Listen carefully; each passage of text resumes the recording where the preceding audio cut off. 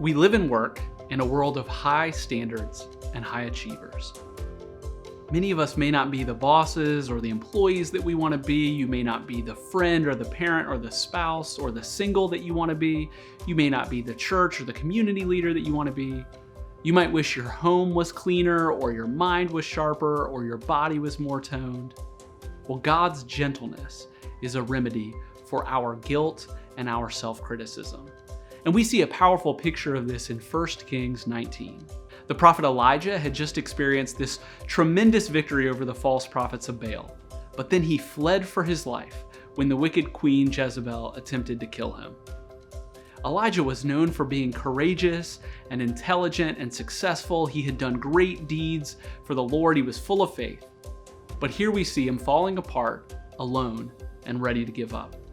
He seemed to have lost his hope, lost his faith, and lost his ability to be productive in God's service. So how did God respond?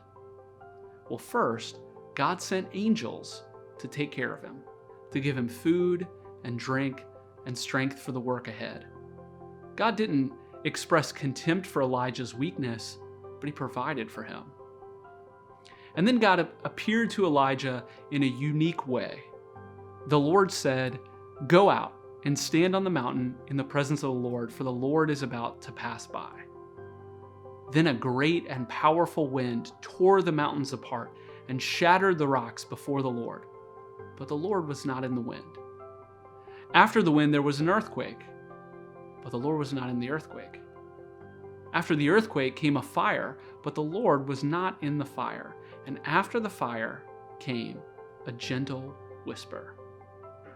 The wind, the earthquake, the fire reminded Elijah of God's incomparable power, greater by far than Elijah's enemies.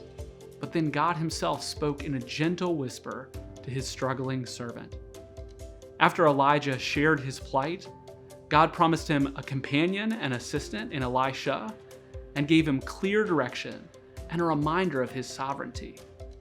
See, Elijah lacked hope, faith, and productivity, but God answered with gentleness, provision, and a reminder of his power and his ultimate victory.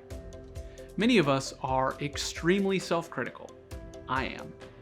And it's easy to confuse our harsh internal voices with the voice of God, to believe that he is just as frustrated and disappointed in us as we are in ourselves.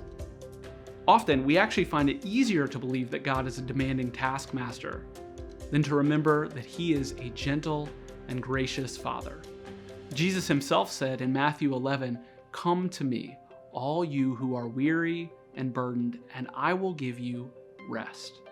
Take my yoke upon you and learn from me, for I am gentle and humble in heart, and you will find rest for your souls. For my yoke is easy and my burden is light." What a gracious and life-giving invitation to lay our burdens at his feet and find rest for our weary souls. Does this mean that God doesn't want us to be high achievers, that he doesn't want us to work hard and do our very best at work and at home? Does this mean that God accepts all of our excuses and laziness? Of course not. His word makes that clear in other places. But God spurs us on through encouragement and gentleness and grace, not through criticism and harsh words and condemnation. So how might your self-talk change if you remembered his gentleness? How might you treat others differently if you embodied his grace? Be kind to yourself. God is. Be kind to others. God is.